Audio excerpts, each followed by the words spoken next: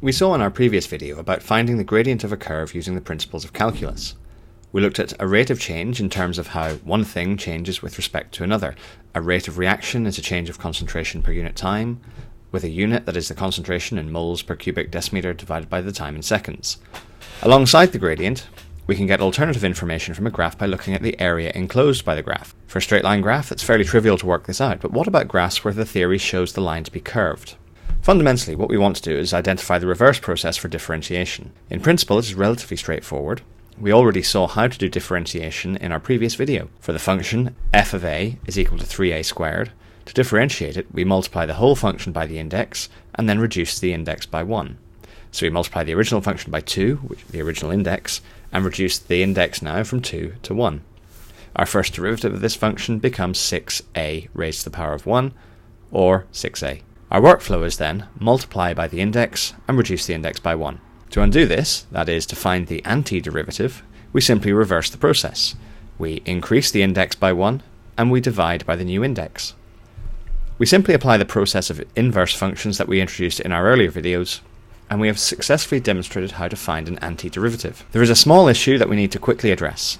Think of the expressions 2r squared plus 6 and 2r squared plus 9. These are different equations, but they have the same first derivative. Remember that the rate of change of a constant with respect to a variable is 0, so they both have the same derivative of 4r. This highlights a problem with the antiderivative. It is impossible to recover the constants. Therefore, whenever we have an antiderivative, we have to add on an unspecified constant, plus c. The only way we can find our plus c is if we make a measurement on this new function. Let's quickly apply this rule to our function f of a is equal to 3a squared. We increase its index by 1, 3a cubed, and divide the whole function by the new index to get a cubed plus c. We can check this is correct by applying our differentiation rules, and sure enough we get the first function back again. All of this is very well and good, but what's the point? In order to see how to use this in chemistry, it is useful to consider a worked chemical example. For this purpose, we will explore the ideal gas equation. The ideal gas equation is well recognized by chemists. PV is equal to nRT. At its heart, it is an energy equation. The units on both sides of the equation are equivalent to the joule.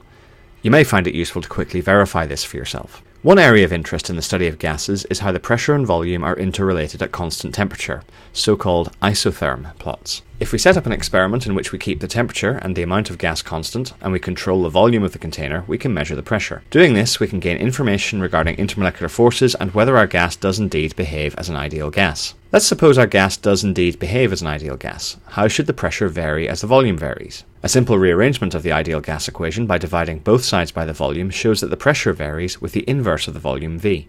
Remember in this experiment that the amount of gas and the temperature are constant, so we don't need to worry about these.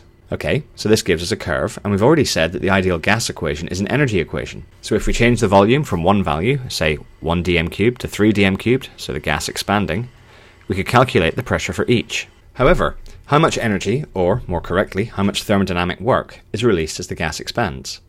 We can't simply multiply the pressure by the volume. Both are changing, so we can't simply find the energy change, delta E, by using the change in volume because the pressure is changing too. So what are we to do? Let's quickly look at why we can't simply multiply the pressure and volume by going back to the geometry of the graph. Multiplying the volume at the starting point by the pressure at the start point will give us an area on the graph representing an energy. Doing the same thing at the end point will give us a second area on the graph, a second energy. But it's not clear how these relate. We've drawn a lot of rectangles but not really come any closer to understanding what's going on. What we really want to find is the change in the area under the graph between the two volumes. Drawing a rectangle using the first volume encloses an area representing one energy, but this is too large, while using the final volume is clearly too small.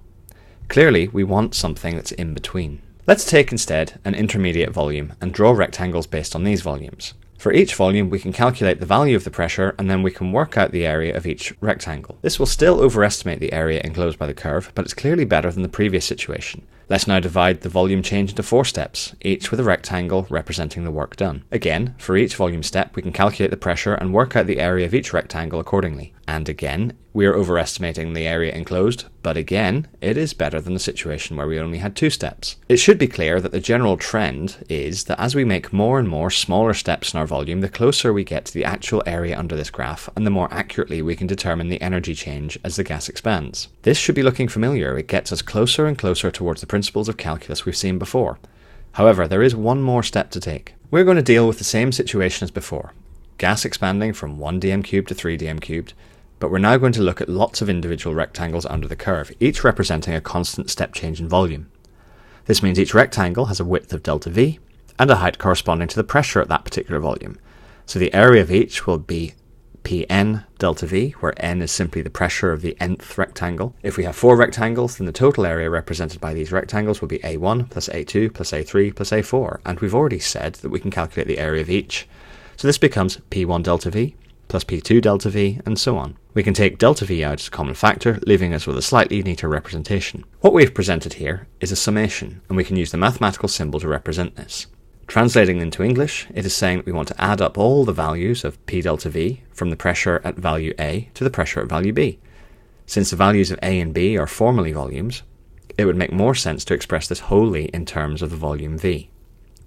And this is where we use the ideal gas law. It allows us to do this.